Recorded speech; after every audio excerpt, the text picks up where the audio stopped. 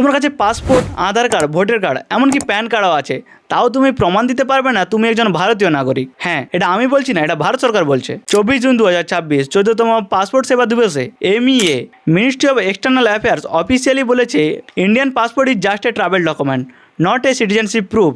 এই স্টেটমেন্ট শুনে সারা দেশে আগুন জ্বলছে। তাহলে এর পেছনে আইন কি বলে সেটাই দেখে নেওয়া যাক। সিটিজেনশিপ অ্যাক্ট 1955, সেখানে 3টে ফেজ আছে। ফার্স্ট ফেজ, যাদের জন্ম 1955 থেকে 1987 মধ্যে, তাদেরকে শুধুমাত্র বার্থ সার্টিফিকেট দেখাতে হবে, কারণ তখন জন্ম নিলেই ভারতীয় নাগরিক। 1987 থেকে 2004 পর্যন্ত এখানে প্রুফ করার জন্য নিজের বার্থ সার্টিফিকেট যদি না থাকে তাহলে প্যারেন্টের বার্থ সার্টিফিকেট যে কোনো একটি দেখালেই হবে।